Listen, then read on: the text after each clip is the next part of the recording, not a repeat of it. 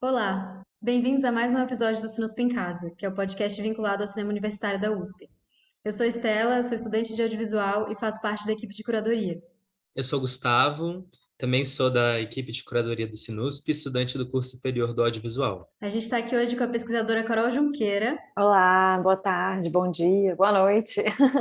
É um prazer estar aqui, agradeço muito. E hoje a gente vai conversar sobre álbuns de família, que é o tema dessa nossa mostra. A gente vai conversar um pouco sobre esse ritual de fotografar e sobre essa magia que as imagens têm em presentificar as pessoas que estão aqui e que também não estão aqui. Intermediar esse visível sobre esse invisível. Então vamos lá.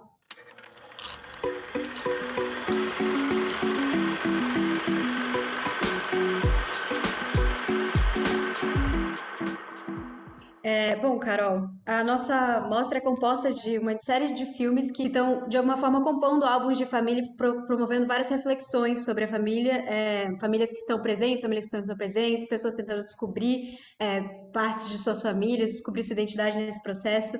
Também pessoas que estão passando pelo processo de luto, que estão passando por um processo que também é parte de uma autodescoberta e é parte de uma memória e de uma homenagem, né? Acho que uma grande questão que fica para todos nós e que a gente vai tentando elaborar de formas diferentes durante tanto as nossas reuniões, como também nessa conversa com você e na leitura sobre essa temática, é por que que a gente faz os álbuns de família, né? De onde vem isso, de onde vem essa prática, o que que isso tem de humano, como que isso se dá no Brasil, como que existem diferenças em outros países? O que que você pode contar para a gente sobre isso? Bom, vamos lá. Deixa eu só me situar aqui um pouco, né? Eu sou uma pesquisadora de imagens, sobretudo, e que tem uma formação em Belas Artes, mas acabei chegando na antropologia como uma demanda natural, assim, do caminho que eu segui, que foi justamente chegar nos álbuns de família. No momento que eu cheguei nos álbuns de família, é, eu tive que rever toda uma concepção, assim, das teorias de imagem, da teoria da arte, e entrar num novo mundo, assim, né, de trabalho, de pesquisa. E durante o meu doutorado, então, eu fui trabalhar com fotografias de família em contexto de luto.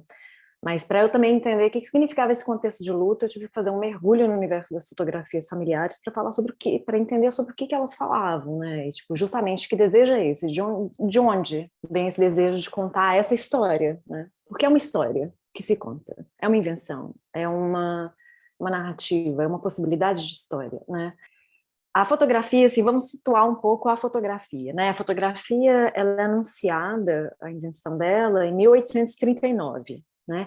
Então, assim, nesse quase meados do século XIX. É, alguns fatos no século XIX que eu acho interessante, assim, se dar conta para entender em que momento a fotografia surge. Em 1804 foi criado o cemitério do Père Lachaise, em Paris. O primeiro cemitério nesse modelo de cemitério fora da cidade, porque era fora do espaço da cidade, né? Assim, e que não era ligado a uma igreja, a um viés religioso. Eu digo isso porque ali no 19 estava começando algo muito forte em relação à ideia de um culto à recordação, um certo culto à saudade, mas é nesse momento que o morto se afasta desse centro da cidade e vai para fora. Então é interessante porque cria até uma certa atmosfera um pouco fantasmática para esse morto. Ele se afasta e nesse afastamento alguma outra coisa precisa ser gerenciada e colocada no lugar.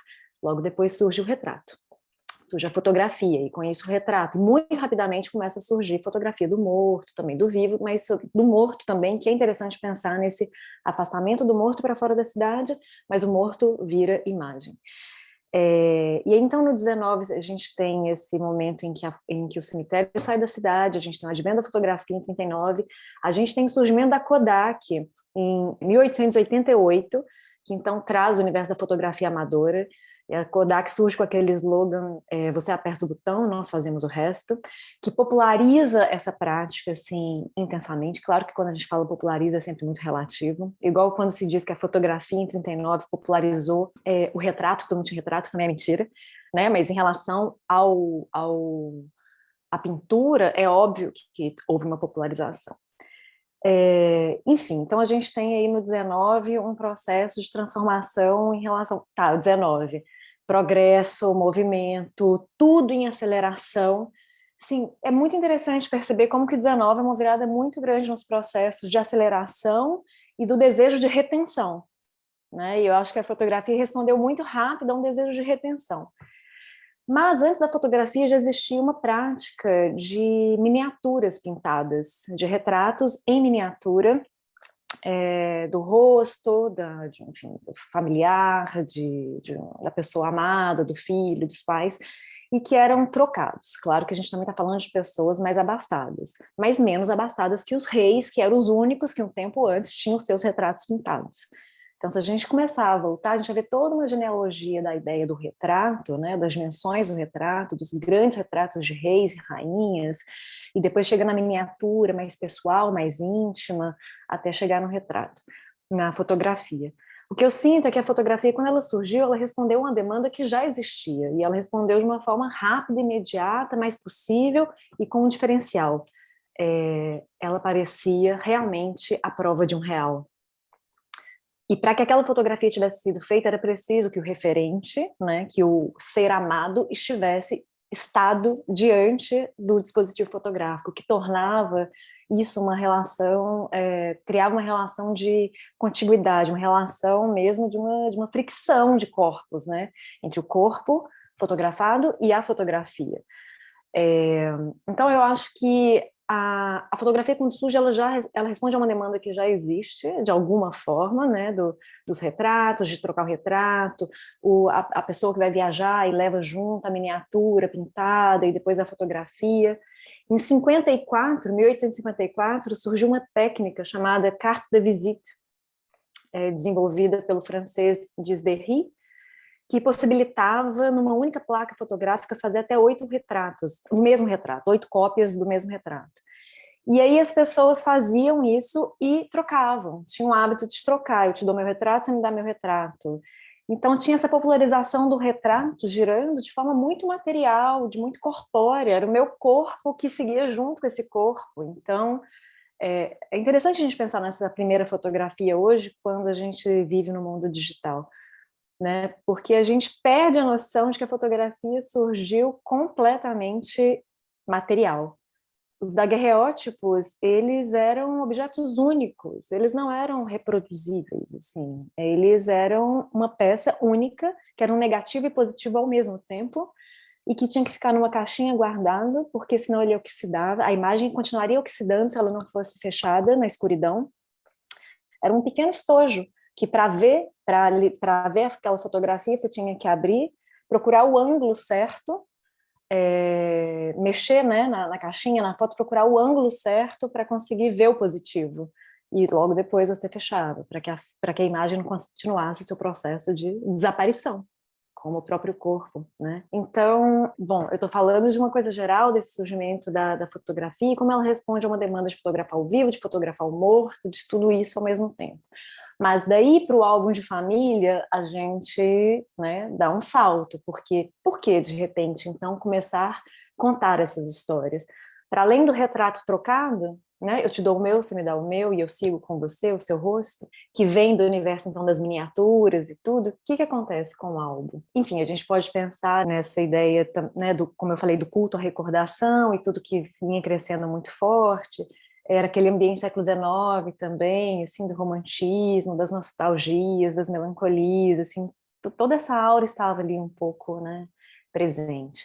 E quando eu penso na ideia de aceleração e progresso, né, e nesse desejo de reter algo, fica muito fácil, assim, você perceber que tem um campo muito pronto, muito, muito criado para o desenvolvimento disso, né, do desejo de uma construção, assim, de uma narrativa familiar, amorosa, etc.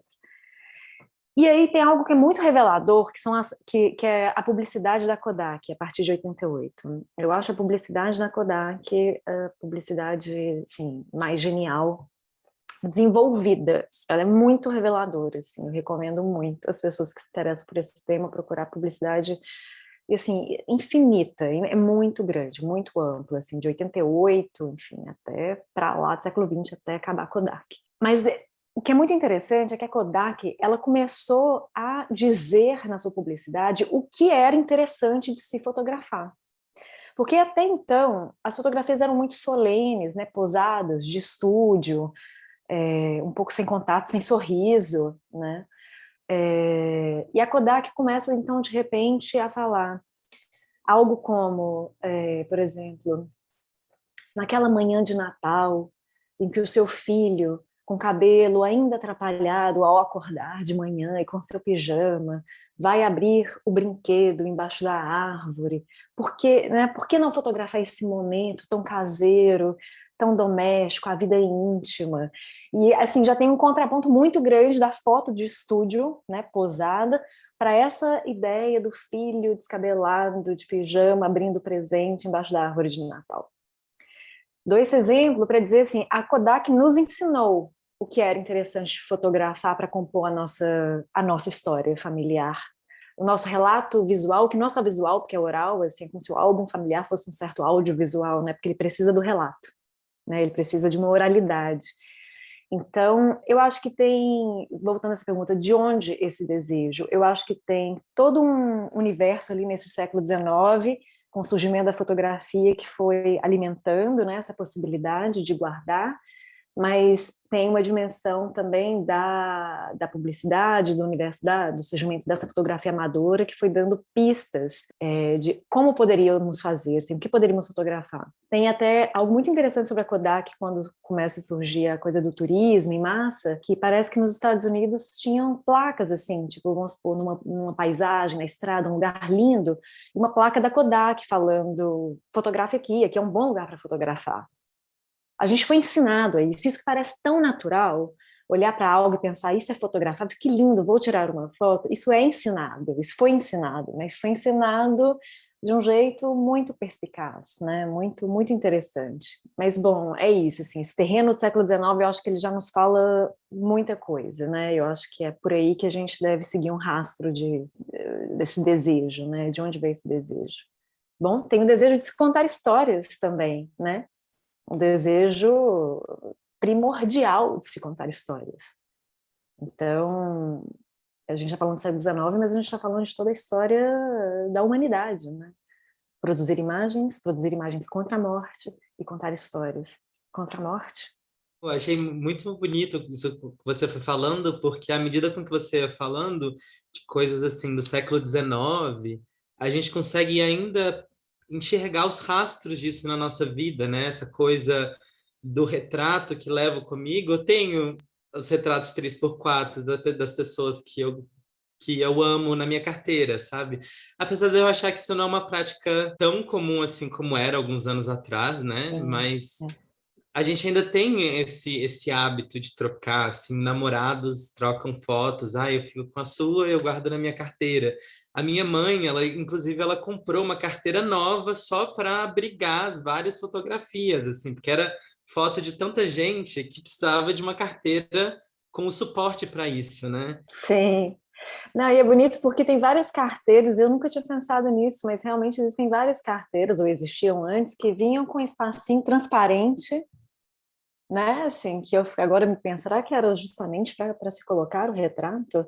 E olha que interessante, eu estava falando do daguerreótipo, né? Da caixinha, desse estojo que você abre e fecha, e de repente a carteira também está um pouco nessa dimensão, né?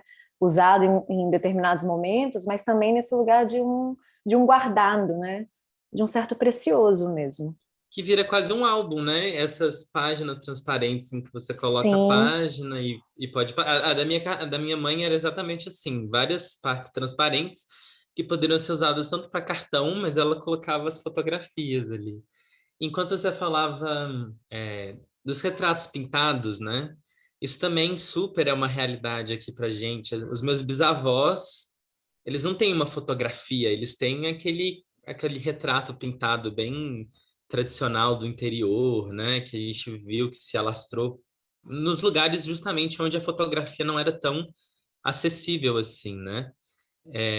Esses retratistas que iam na casa da família e quando chegava, todo mundo, a minha bisavó contava, não, chegou, vamos se reunir, ele vai fazer o retrato da família, né?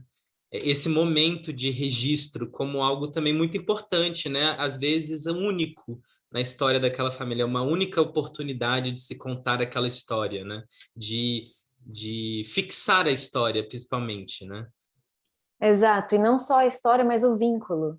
Eu acho que uma palavra muito importante nessa dimensão do álbum de família, o que se fotografa, né? Assim, tem o retrato, e tem o retrato individual, então a gente está falando desse indivíduo e tudo, mas a partir do momento em que existem mais pessoas numa foto, você está falando dessa família, então toda que se reúne, ou na casa, ou vai no estúdio tirar essa foto, ela não tem a ver simplesmente com a ideia do retrato, o indivíduo, esses traços, essa particularidade, mas ela tem a ver com o vínculo. E é muito interessante que a gente foi desenvolvendo essa certa ideia que diante de uma fotografia a gente sorri e a gente se abraça, né?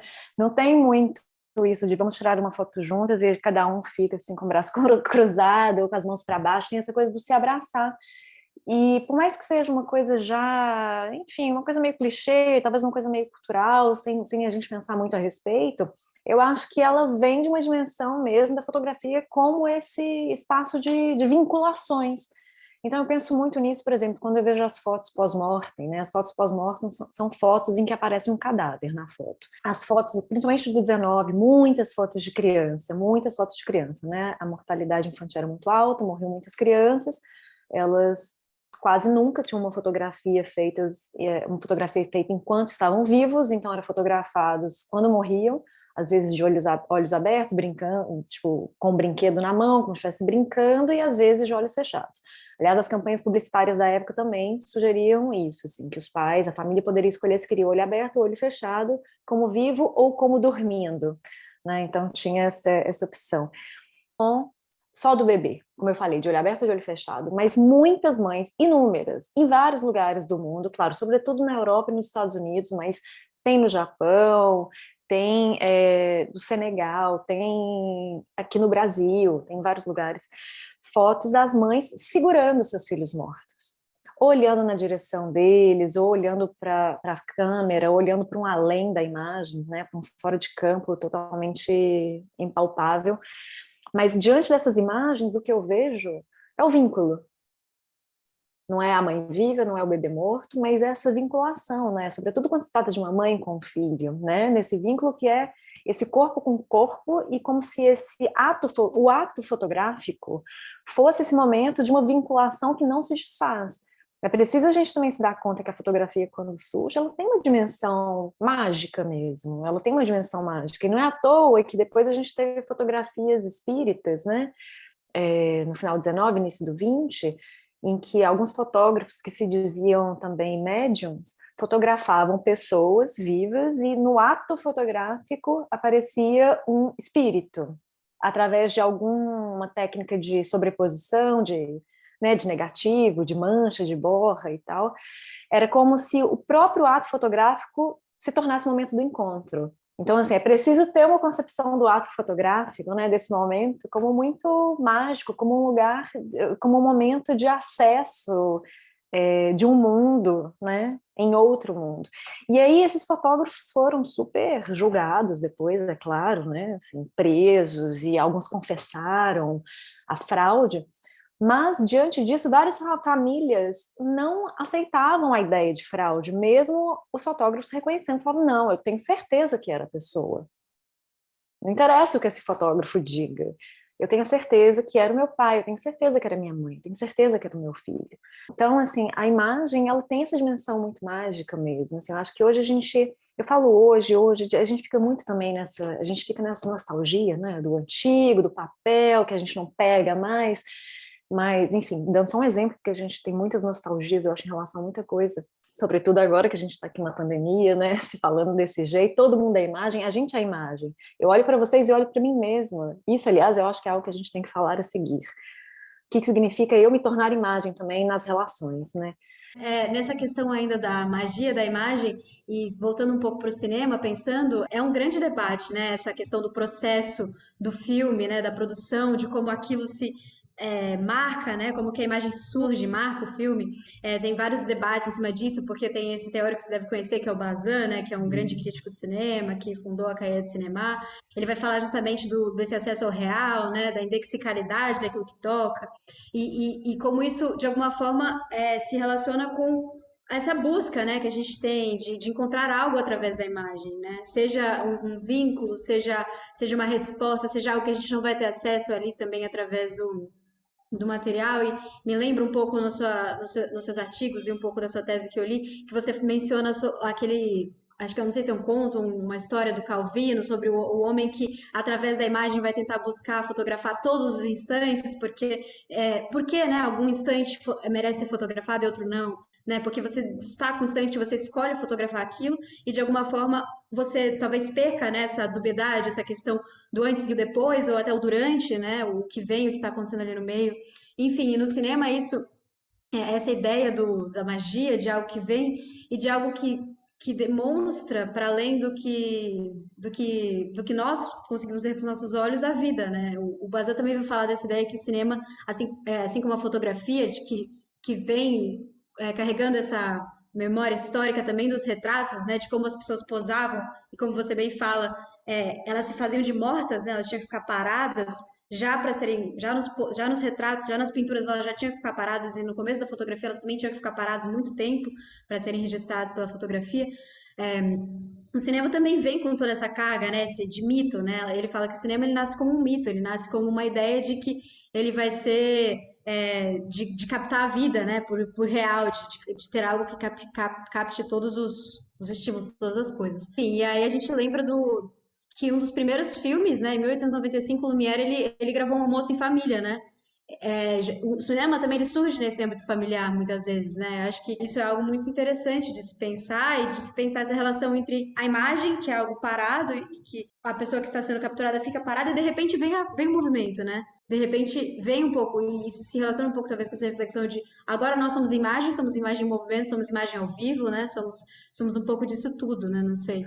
Não só em movimento, mas mesmo a imagem parada, né? Porque A Câmara Clara é um livro completamente incontornável, né? Nessa conversa, assim, isso. O Barthes, assim, enfim, que é um livro muito tocante. Eu acho que é super importante falar desse livro.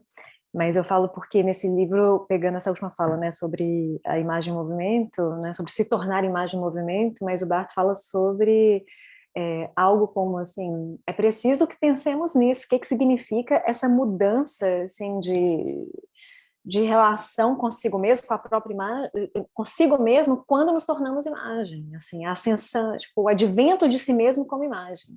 Então, quando a gente fala do advento da fotografia, a gente pode pensar ao mesmo tempo num advento de si mesmo como imagem, e que é uma imagem completamente diferente da pintada, como a gente falou, tem a ideia de uma inicialidade, de uma continuidade, né?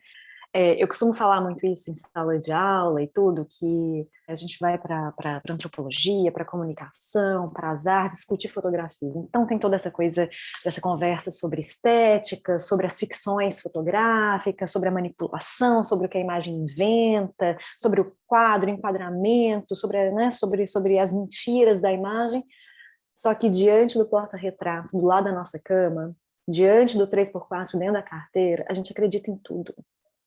A gente não questiona essa imagem, né? Então, essa imagem amorosa, ela é de uma outra matéria sensível, né? Simbólica, assim. Ela não é questionável, assim. E eu tô falando isso, assim, fazendo uma linha, seguindo a sua fala, Estela. E aí você comentou, né, falou do Calvino, que eu acho que é muito interessante também. É um conto muito, muito bom, recomendo. Ele é do livro Os Amores Difíceis, que é um livro de contos, e tem esse conto que chama As Aventuras de um Fotógrafo. E Antonino Paradi, que é o nome do fotógrafo, ele achava muito estranho o hábito dos amigos dele ficarem fotografando, não tudo, mas quase tudo. A gente fala tudo, mas é mentira, nunca é tudo, porque é justamente da ordem da triagem, né, da edição. E aí ele começou a se dar conta que, bom, se é para fotografar, que se fotografe tudo.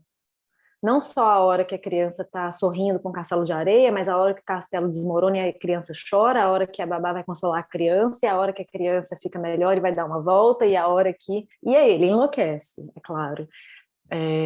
Mas isso é muito esclarecedor para a gente pensar a ideia mesmo da triagem, o álbum de família como a edição cinematográfica. Como eu comentei, eu vi alguns filmes, né, da mostra e fico muito tocada porque é muito nítido quando você vê um certo álbum familiar via cinema, que a triagem, que a edição é essencial. Isso acontece não só no cinema, está acontecendo no álbum familiar, está acontecendo na nossa carteira em que a gente coloca o retrato 3x4.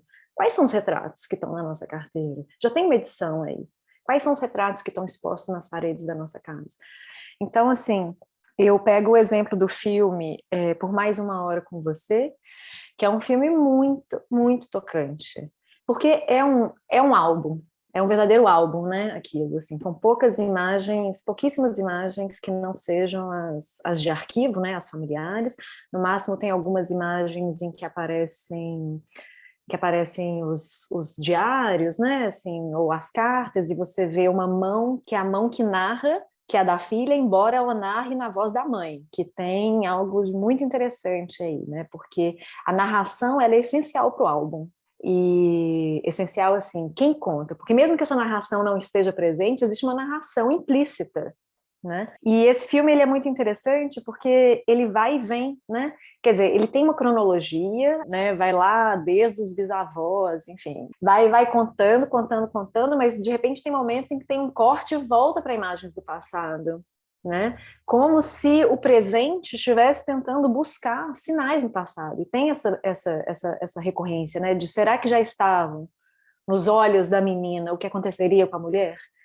Né? Eu acho que a beleza quando a gente pensa no álbum, né, que é isso que vai e vem, quando a gente está lá na frente no álbum, a gente pode retornar, a gente pode procurar, a gente pode fazer um trabalho de mergulho em cada uma dessas imagens, né? Elas, de alguma forma, o álbum, ele geralmente é montado de forma cronológica, como esse filme, mas ele, na verdade, é uma pura convenção, porque as imagens estão todas numa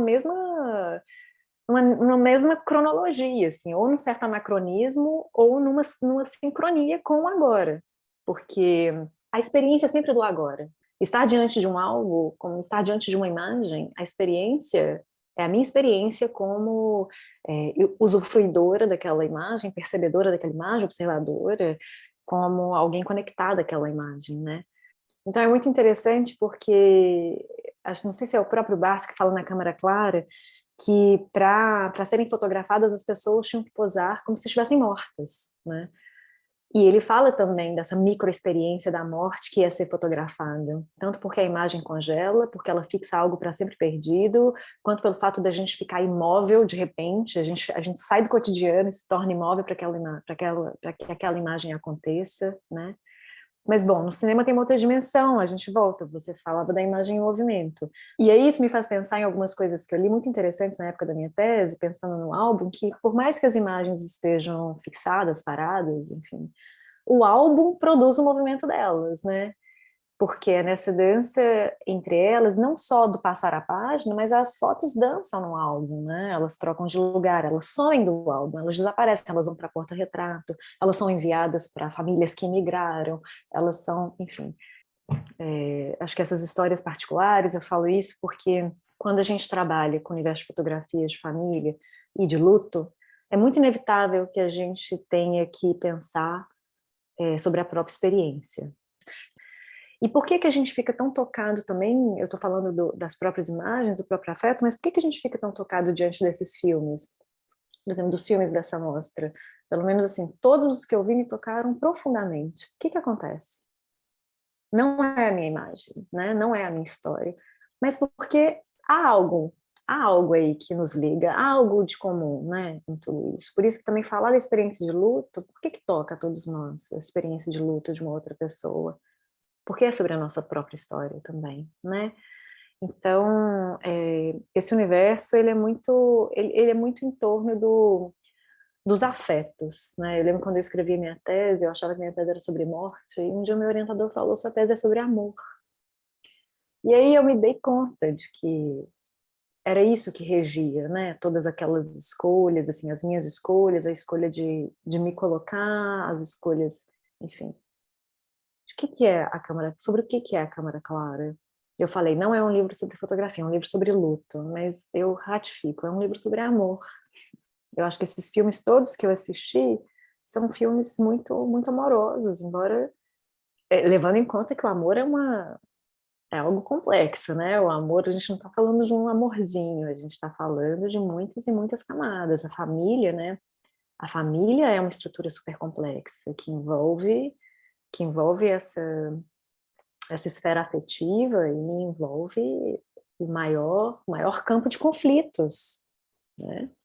Carol, a gente, assim, eu tô muito feliz e realmente muito tocado por isso que você disse, porque basicamente foi justamente essa reflexão que atravessou todas as nossas escolhas de curadoria, porque ao mesmo tempo que a gente procurava, de alguma forma, fazer presente uma diversidade dentro dessas organizações familiares, a gente também gostaria justamente, eu acho que nem é uma questão assim de querermos que esse efeito se presentifique, porque ele vai se presentificar nessas imagens justamente esse reconhecimento, né? A partir dessas várias facetas de família, uma identificação de algo em comum, né? De algum vínculo. Então, a gente está vendo, por exemplo, em Ayani por Ayani, uma cultura completamente outra. A gente sequer entende a língua que está sendo dita, sabe? Mas, ao mesmo tempo, existe algo, um vínculo, como você disse mesmo, entre aquela neta e a avó, né? Que me toca profundamente, né? Existe algo ali que nos perpassa justamente, Que a gente reconhece, é isso. exatamente, que a gente reconhece. Eu acho que essa é uma palavra, foi certeiro, assim, justamente essa nossa tentativa. E, por exemplo, enquanto você falava, é impossível também não vir na minha cabeça os vários álbuns de família da minha avó. A minha avó é a grande organizadora das imagens familiares. Ela é a Uhum. responsável por isso na família. E, por exemplo, os álbuns da minha família, você tem essa montagem que você estava dizendo, né? Existia uma página cheia de 3x4 de bebês. E aí, assim, é uma explosão de imagens de bebês, a gente nem sabe mais qual bebê é qual bebê. E aí, o final do álbum são os santinhos de quando as pessoas morrem. Então, e ela guarda todos, ela guarda e cola todos os santinhos. Ela tem, assim, até de pessoas que nem são da família, sabe? Pessoas que eram próximas, amigos muito conectados, né, com a família, eles estão lá. E aí todo esse percurso, justamente, né, é, essa escolha narrativa, né, de seguir uma cronologia do nascimento até o último convite, né, o último evento juntos foi o funeral daquela pessoa, né? Sim. E, enfim, na sua própria tese você diz sobre esse ato de escrever, né? Por cima das fotos e de grafar, né? Mamãe, é, que dá um pouco esse imbróglio temporal também, né? Às vezes a pessoa nem era nascida ainda quando aquela foto foi tirada, igual, por exemplo, a minha avó, mas às vezes no ato até de não quero esquecer exatamente quem essa pessoa foi. A minha avó fala muito isso, eu não quero esquecer, então por isso eu anoto. Então tem o nome das pessoas, as datas, quem era aquele amigo, Lugares, o lugar, quem era lugares, aquele amigo. E aí, por exemplo, eu e a Estela, a gente estava conversando sobre como no cinema isso também são justamente esses atos de montagem, né? Eles são irmanados. Então, quando alguém pega e narra uma fotografia no cinema, né? Ele coloca a sua voz por cima daquela imagem, de alguma forma ele também está fazendo esse processo de grafia, né? De juntar essa imagem com uma leitura, justamente com uma leitura, né? Nossa, só posso fazer rapidamente um comentário, porque tem muito a ver com isso que o Gu tá falando, e tem uma coisa que você escreveu na sua tese, um termo que eu achei incrivelmente bonito, que é você fala da trama amorosa que está sendo criada, que é essa trama relacionada à narração, né, o que está escrito ali na imagem, que une, né, esse presente, futuro e o passado, e que aqui a gente está relacionando com o processo da montagem em si, né? Porque a montagem, ela essencialmente vai pegar o que foi gravado também, vai trazer aquele momento ali da elaboração daquelas coisas e de alguma forma endereçar aquilo a alguém que vai assistir, né? E acho que aí entra um ponto interessante, talvez uma relação aí de uma diferença, talvez, não sei, mas que esses álbuns de família eles têm esse caráter íntimo, né? Eles são feitos ali para quem vai ver, quem vai ler aquilo, vai buscar uma identidade, vai encontrar uma história ali relacionada àquela família, a um ritual ali de passagem e uma materialidade no mundo, né, para tudo aquilo. E o cinema já, esses filmes, né, eles já se endereçam também à família, mas também a um outro, né, que vai se identificar com aquilo, que vai se reconhecer naquilo, né, e pensar também como os nossos álbuns hoje, por exemplo, meu pai sempre bateu muitas fotografias, ele estava sempre com a câmera. E a gente imprimia, né? Fazia álbuns e hoje em dia ele posta tudo no Facebook. Então, até esse próprio álbum familiar em si, não necessariamente o que vai para um filme, de um cinema, mas o álbum familiar mesmo, ele tá ali que parece que é uma composição coletiva, né? Já vem a minha tia e comenta ali, que lindo, onde vocês estão? Ah, eu estive aí esse final de semana, né? Ou até pensar nesses processos de luto que também estão associados tão fortemente à imagem, e esse luto que a gente vive na pandemia, que é um luto essencialmente virtual, né?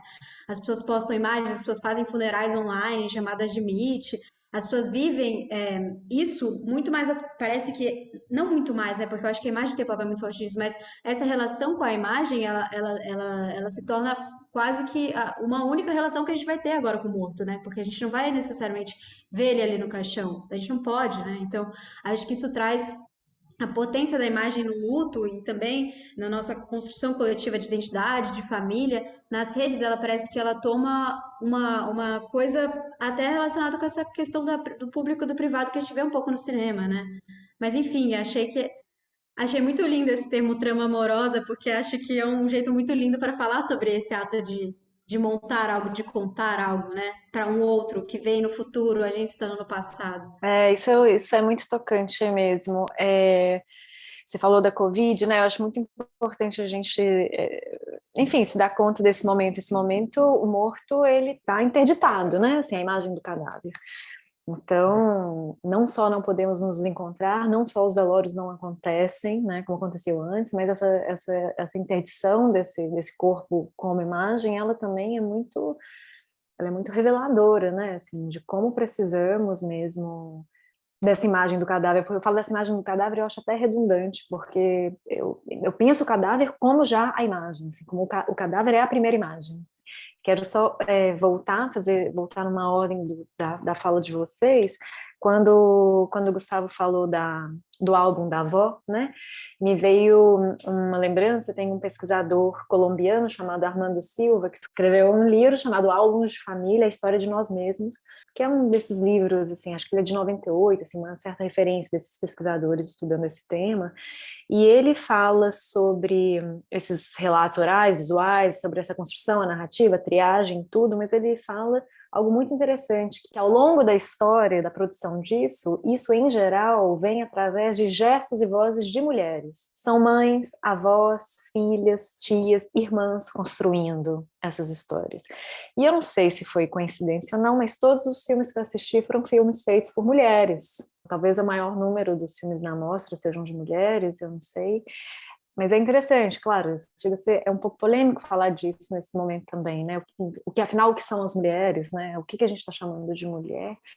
Mas é interessante porque os filmes eram, em geral, sobre mulheres, e muitos deles de mulheres filmando outras mulheres, assim, suas mulheres, né? Então é a mãe, a avó. Pensando na ideia da montagem, né, vocês que são do cinema, né, falam disso muito a partir desse lugar, mas eu que sou da imagem, enfim, qual é a imagem que não é a do cinema? Eu não sei falar dessa imagem fixa, porque eu não acredito na imagem fixa, nenhuma imagem é fixa, porque nós nos movimentamos e fazemos a imagem se movimentar, né?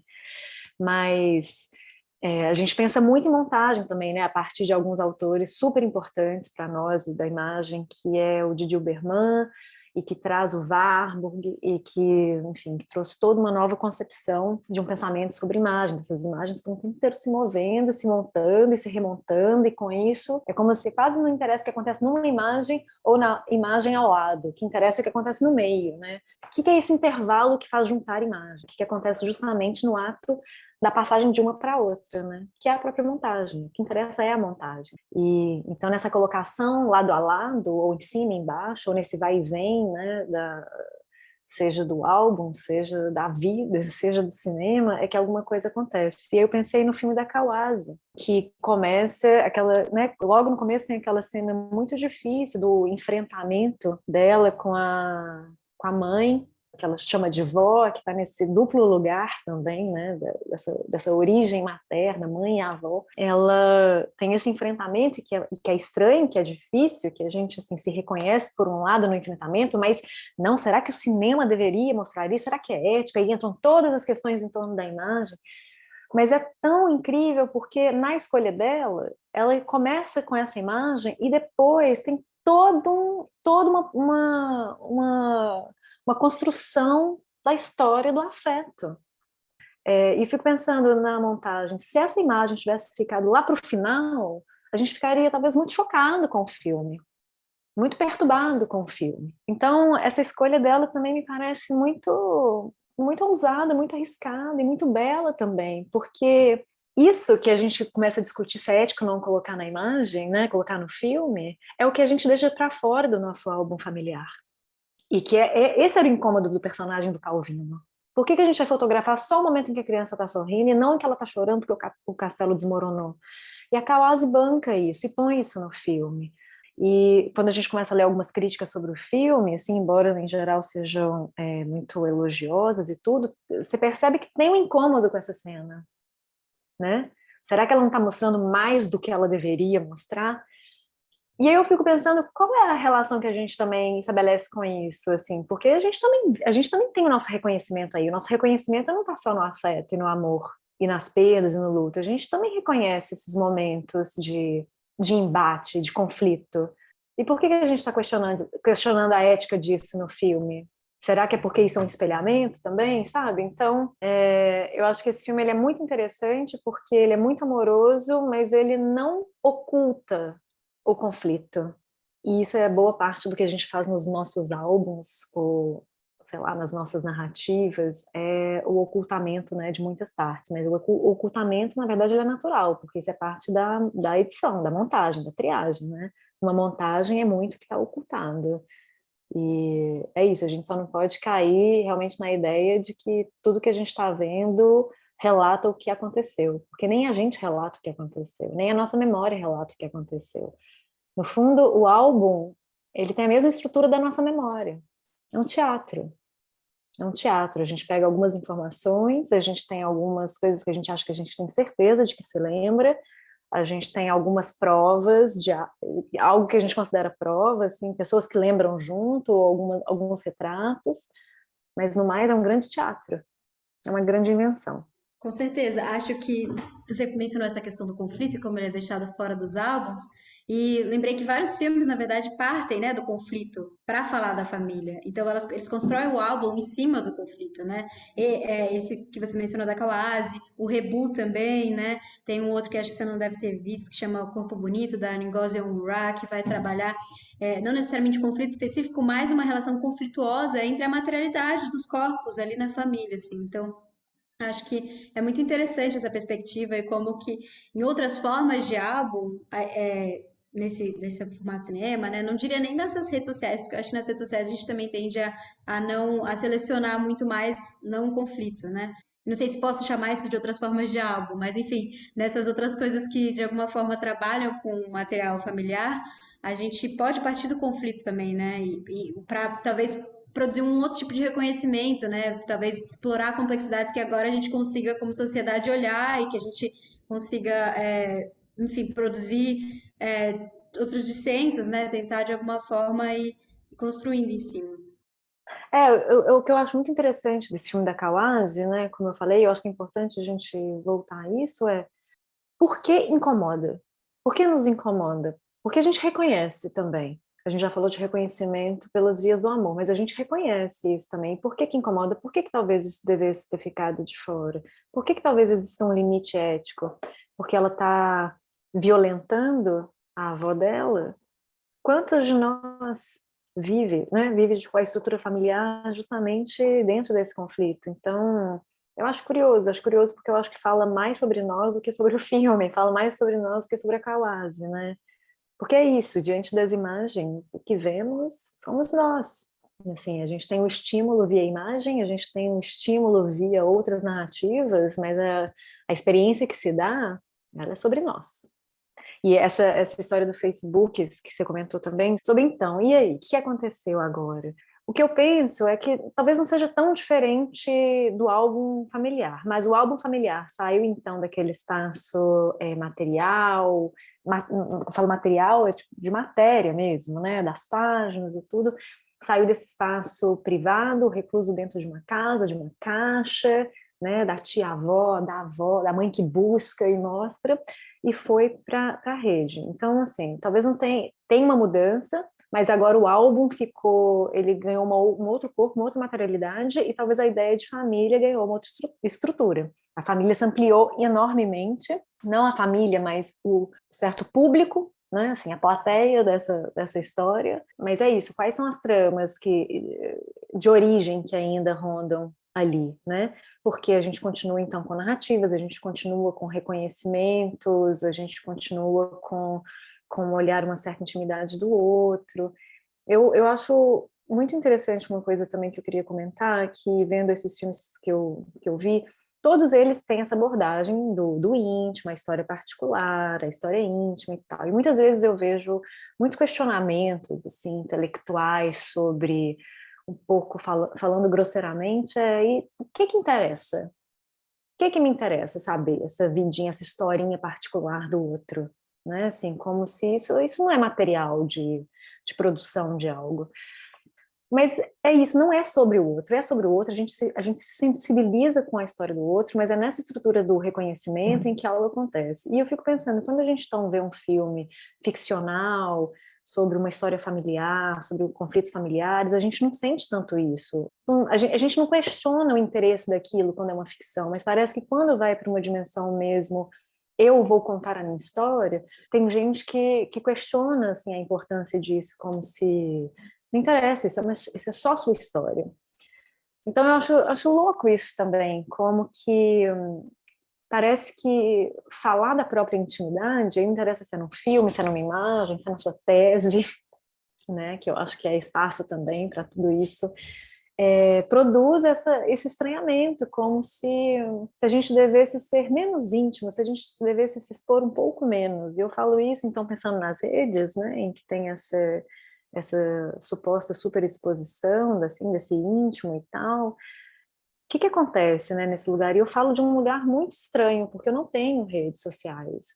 Eu tenho Instagram que eu sigo só pessoas que eu não conheço, assim, coisas que eu gosto, pessoas que eu acho legais, assim, tipo, mas eu não sigo pessoas que eu conheço. Eu sou contra seguir pessoas que eu conheço, porque eu não quero ver, assim, a maneira como elas editam a própria vida. Não sei, eu tenho um incômodo com a edição da vida via imagem das pessoas que eu conheço. Eu acho uma pena eu ser assim, porque eu acho que como pesquisadora de imagens seria muito produtivo que eu fizesse, mas, enfim, como alguém com uma certa sensibilidade para isso, eu tenho um certo incômodo, porque eu acho que tem um caráter muito de uma exibição de si, uma certa comercialização de si. A sensação que eu tenho é que nas redes sociais tem uma construção de um marketing de si muito grande, muito estranho. Eu acho que tem algo que escapa mesmo de uma dimensão dessa mais afetiva e vai para um outro lugar. Mas isso é claro, é um pensamento completamente particular, meu, não acadêmico, não escrevi sobre isso, não defendo isso, mas é quase como se eu lançasse essa pergunta um pouco de volta para vocês, assim, como que vocês percebem a construção dessa... A gente já falou do Facebook, mas acho que é mais interessante pensar no Instagram. Tem muita gente que faz álbuns, assim. O Instagram, ele tem formato de álbum mesmo, né? O que vocês sentem? Vocês que são mais jovens também, né, que estão mais dentro desse universo, assim, do que eu. É meio engraçado, né? Porque, de alguma forma, enquanto eu me preparava aqui para a conversa, eu também tinha um pouco esse ar crítico ao Instagram, principalmente. Eu fui criar Instagram esse ano.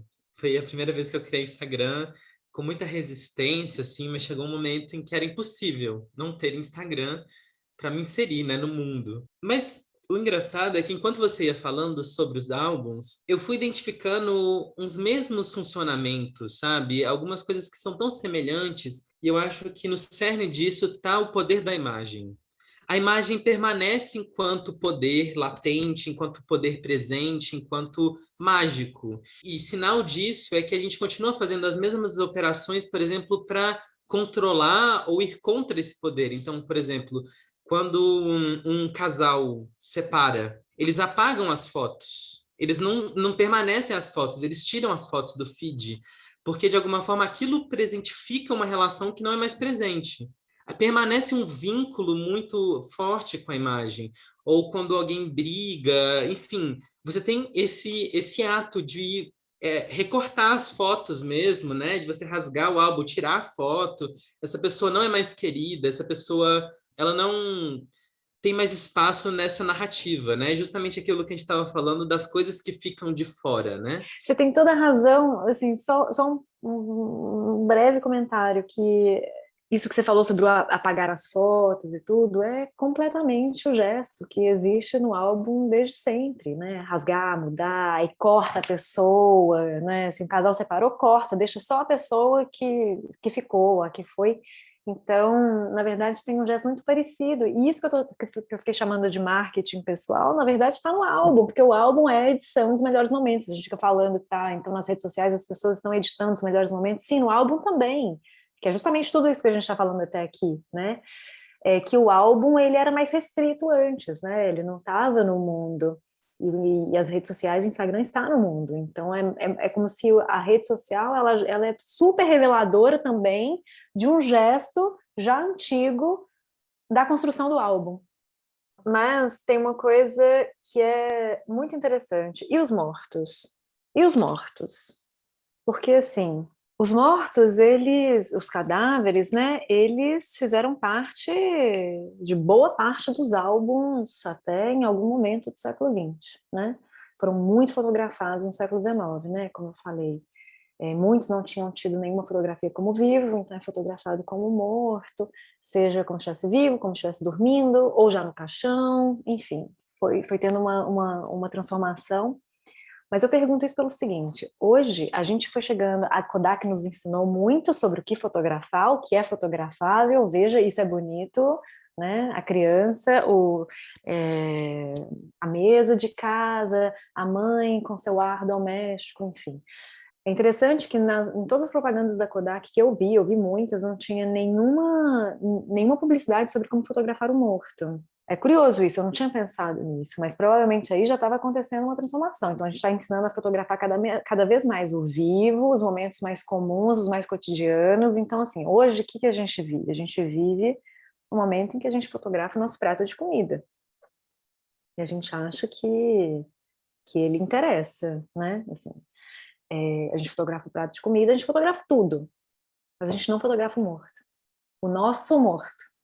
O que aconteceu? É isso, o que aconteceu de lá para cá? E aí eu fico pensando que tem algo que é da mesma ordem, que o excesso do que a gente fotografa hoje, esse tudo que a gente fotografa, é um tudo, menos o morto, justamente. Fotografar tudo contra a morte, contra o morto. Né? Algo que já é da fotografia mesmo, volta para o 19, aceleração, tudo se movendo, se movendo, se movendo rápido demais, então vamos reter algo.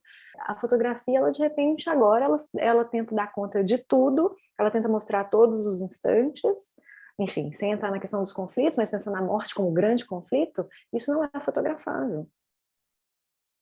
Sei lá, tem um artista que vai, fotografa o pai morto dentro de um trabalho, sabe, um trabalho de luto, um trabalho, né, tem o fotojornalismo que fotografa o morto, mas dentro, né, de uma concepção da notícia, da legenda, mas a gente não tira foto do nosso morto e coloca isso nesse álbum familiar que a gente inventou online.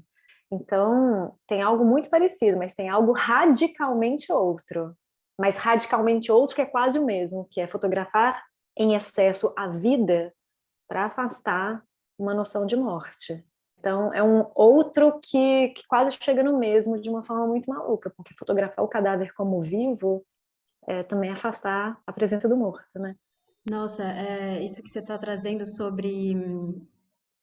sobre a questão do morto e como que ele não se encaixa, né, na nossa dinâmica, nossos hábitos de se expor online, né, usando essa questão da exposição, pensar como a esfera social, de repente, ela ocupa tudo agora, né, me traz muito essa coisa que está sempre presente no que eu li, entrei em contato com sua pesquisa, que é a questão da memória e de tornar monumento, né, de manter, só que o nosso monumento agora é virtual, né, ele tá ali, ele faz, inclusive, parte dessa disputa de narrativa, porque é interessante pensar que nessa busca constante por tá sempre fotografando todos os momentos, nessa busca justamente por pegar algo espontâneo, algo que vai fazer parte dessa disputa de narrativa e vai talvez trazer quebrar, né, uma narrativa que estava sendo construída ali sobre aquela pessoa e trazer um outro olhar, é justamente algo que seria algo meio inesperado para aquilo, né, que está acontecendo. É interessante pensar como que esse inesperado, ele é uma tentativa,